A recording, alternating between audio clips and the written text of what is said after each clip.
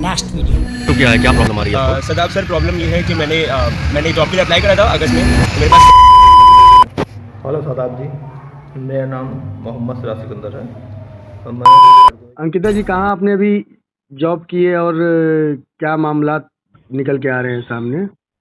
मैं TSS company में job कर रही थी। देन अभी तो एक प्रोसीजर होता है ना भाई, वर्किंग टाइम में किया जाता है। अब अभी क्या मतलब किसी भी टाइम कुछ भी चलता है क्या? लखनऊ में नौकरी के नाम पर टॉप सिक्योरिटी सर्विसेज कंपनी कर रही है स्कैम। कई बच्चों ने रिपोर्ट अड्डा से बातचीत कर टॉप सिक्योरिटी सर्विसेज कंपनी के ऊपर लगाए नौकरी देने के नाम पर ठगी करने के आरोप। क्या नाम है आपका? मेरा नाम राधे कुमार सिंह है। क्या इशू क्या है, क्या प्रॉब्लम आ रही है आपको? सदाब सर, प्रॉब्लम ये है कि मैंने जॉब के लिए अप्लाई करा था अगस्त में। तो मेरे पास कॉल आई और मैं वहाँ पे इंटरव्यू के लिए गया और इंटरव्यू में मुझे बताया गया HRE की पोस्ट है। तो उनकी जो सर्विस थी वो लोग गार्ड प्रोवाइड करते थे, गार्ड और सिक्योरिटी प्रोवाइड करते थे। उन्होंने ये मुझे बताया और उन्होंने मुझसे बोला कि मेरा ये काम होगा कि मुझे उनको हैंडल करना है, गार्ड्स और सिक्योरिटी वालों को हैंडल करना है। और फिर पहले मुझसे 500 रुपीज़ रजिस्ट्रेशन चार्ज लिए गए। उसके बाद मुझे अगले दिन बुलाया गया और उन्होंने बोला कि आपसे 3500 रुपीज़ लिए जाएंगे फॉर दी सिक्योरिटी चार्जेस। वही सिक्योरिटी चार्जेस उन्होंने ऐसा बोला गया कि हम आपको लैपटॉप देंगे और सिम कार्ड देंगे, तो इसलिए हम आपको ये सिक्योरिटी चार्जेस आपसे ले रहे हैं। तो उसके बाद चलिए ठीक है, हमें तो जॉब की ज़रूरत थी तो हमने दे दिए वो भी। और फिर हमें ये बोला गया था कि हमें हैंडल करना है सिक्योरिटी वालों को, बट हमें अगले दिन तक जॉब के लिए बुलाया गया। मैंने वहाँ पे लगभग 20 दिन काम करा है और 20 दिन में उन्होंने सिर्फ एक ही काम कराया उससे। मुझे नंबर आते थे और ये वही नंबर होते थे जैसे मैंने अप्लाई करा था वैसे और बच्चे अप्लाई करते थे और मेरे पास नंबर दिए जाते थे मुझे और मेरे दोस्तों को, मतलब मेरे आसपास जो लोग काम करते थे। और हम सिर्फ उनको कॉल करके बुलाते थे कि आप आ जाइए, आपको इस पोस्ट के लिए सेलेक्ट किया जाता है। और हमें पूरी स्क्रिप्ट दी गई थी कि आप उनको ऐसे करके बुलाइए और उनको आना है। फिर उनसे मतलब हम लोग से पहले ये बताते कि आपको इतने पैसे देने हैं, बट उनके ये नहीं बताने के बाद में इतने चार्जेस भी देने हैं। तो ऐसे करके हमें बताते थे और हम लोग लगभग रोज़ 10 लोगों को कॉल करते थे। कंपनी का नाम क्या था? हमारी जो कंपनी का नाम था वो था टॉप सिक्योरिटी सर्विस। ये जो कंपनी थी ये IT चौराहे के पास में थी, लखनऊ यूनिवर्सिटी IT चौराहे के पास में ये कंपनी थी। फिर क्या हुआ, आपने रिजाइन कर दिया या फिर तब मुझे धीमे धीमे समझ में आने लगा कि कुछ तो घपला है और हमने आसपास के लोगों से बात किया। फिर हम लोग एक दूसरे से बात किया तो समझ में आने लगा कुछ तो घपला है। और फिर एक दिन वो कुछ मतलब जो हमारे मतलब जो हमसे टॉप के बंदे थे जो हमें संभालते थे उनसे थोड़ी सी बहस हुई। तो मुझे लगा ये मौका। क्या नाम था उनका? जी, जो उनसे बहस हुई उनका नाम मोनिका था। बेसिकली मतलब 2 टीम थी, मतलब एक दूसरा बंदा था, मुझे उनका नाम नहीं याद है, बट हमें जो हैंडल करती थी मोनिका मैम करती थी। तो उनसे थोड़ी सी बहस हुई और मेरा था कि वो छोड़ना ही है, तो मैंने थोड़ा मौका देखा कि चलो इनसे बहस होगी, अब छोड़ के चले जाते हैं। क्यों बहस क्यों हो गई थी? मुझे उनके काम करने का मुझे उनका काम करने का तरीका भी थोड़ा पसंद नहीं आ रहा था और उनके बोलने का तरीका थोड़ा सही नहीं था, मतलब वो सही से बात नहीं करती थी हम लोग, तो इसलिए मुझे ये करना पड़ा।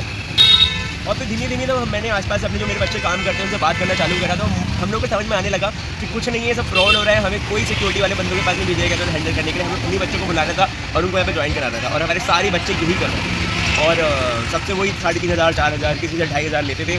और चलो ठीक है, मतलब कुछ लोग तो फाइट कर लेते हैं बट सब लोग नहीं फाइट कर सकते हैं। इवन चलो मैं तो चलो शहर से हूँ तो मेरे लिए थोड़ा आसान है कि बार बार वहाँ पे जाके बोलना कि मुझे पैसे चाहिए। बट बहुत लोग बहुत दूर से आते हैं, कहीं कोई गोरखपुर से आ रहा है, कोई दिल्ली से आ रहा है, कोई बिहार से भी कॉल बहुत सारी मैंने करी थी, कोई बहुत दूर दूर से लोग आते हैं।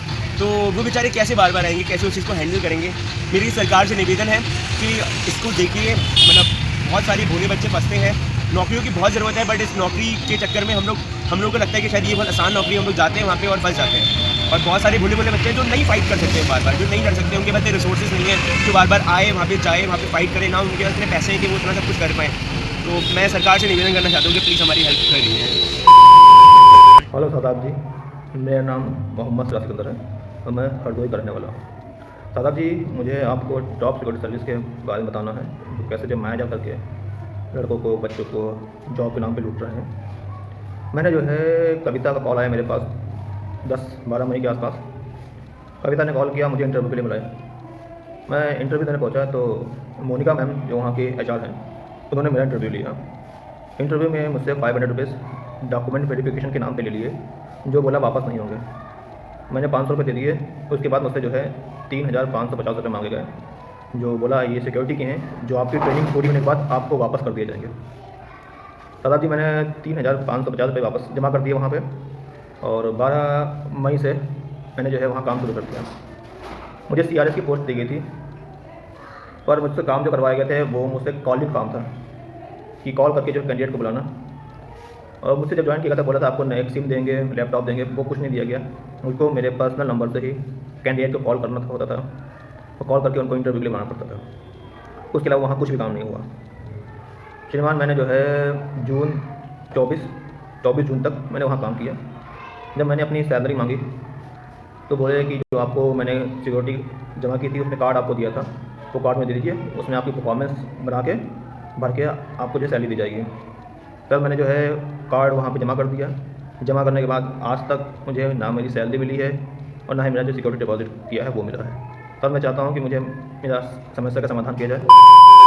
देखिए हमारी रिपोर्ट को रिपोर्ट अड्डा के साथ और सुने टॉप सिक्योरिटी सर्विसेज कंपनी के एक्स एम्प्लॉय को, और भी होंगे बड़े खुलासे जब तक नहीं मिल जाता है बच्चों को न्याय। रिपोर्ट अड्डा ऐसे ही लगातार मुहिम चलाता रहेगा। मिलते हैं दूसरी खबर में, करते हैं और भी बड़े खुलासे और भी एम्प्लॉय के साथ। बने रहिए हमारे साथ, देखते रहिए रिपोर्ट अड्डा। तब तक के लिए नमस्कार।